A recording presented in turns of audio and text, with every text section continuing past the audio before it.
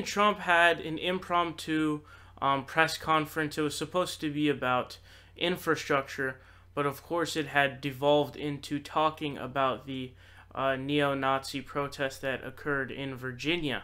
And he has doubled down on what he previously said. He said, quote, "There's blame on both sides."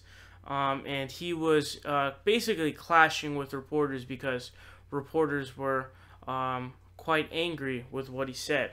So Raw Story says, President Donald Trump on Tuesday clashed with reporters over his response to the Charlottesville, Virginia attack during an extraordinary press conference at Trump Tower. In addition to equating neo-Nazis with what he described as, quote, the alt-left, Trump once again blamed both sides for a violent outbreak that resulted in the death of a 32-year-old counter-protester, and he demanded to know whether members of the media like George Washington and Thomas Jefferson. So, first of all, he says the alt-left, which let me just tell you right now, the alt-left doesn't exist. It's not a thing. There is no such thing as the alt-left. And in fact, the alt-left term was falsely coined by people like Joyanne Reid and Neera Tanden, who are hillbots and centrist douchebags.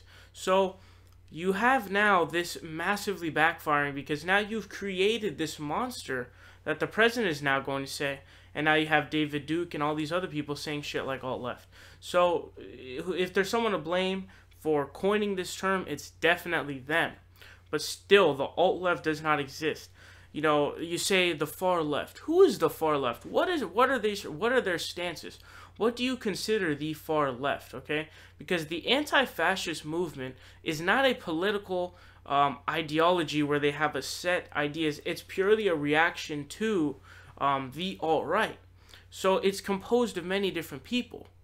So what I'm trying to say here is you ask who the far left is.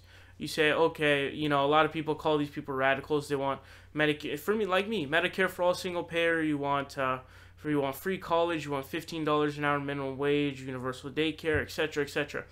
How do you equate that with somebody saying, hey, we're white supremacists, we fly Nazi flags, we do blood and soil chants, we are white nationalists, we believe in an ethno-state, which is, it's virtually segregation. You're segregating countries and you're deporting other people because you think that your culture is superior, and that's what you want. And if you say that, oh no, they're equal, that's the same bullshit argument used for segregation.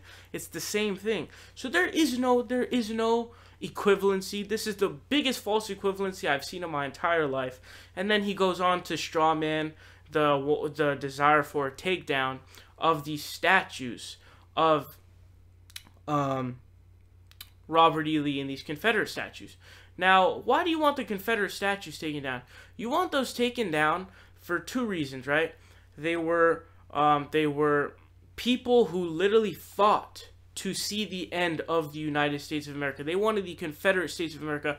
They fought for the right to own slaves. Okay? So, you know, there's two big things there. Owning slaves and the treasonous fighting for that right.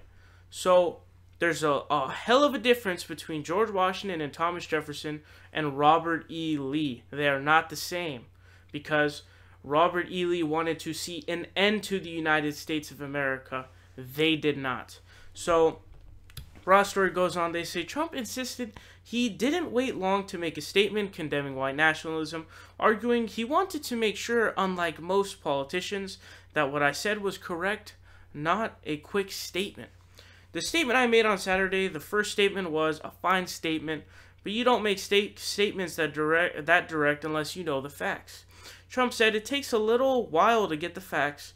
You still don't know the facts. It is a very important process to me, so I don't want to go quickly and just make a statement for the sake of making a political statement.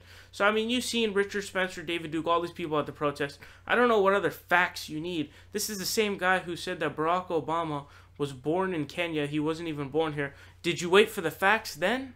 Is it where? Because the facts aren't there. You also claimed that Obama wiretapped you. Something you completely fabricated. Did you wait for the facts then? No. But a statement that you make cannot be factually incorrect if you say, hey, Richard Spencer and David Duke marching, I condemn your white supremacy or white nationalism because it's bigoted, it's hateful, and it is not acceptable in this country. So Trump, again, weak.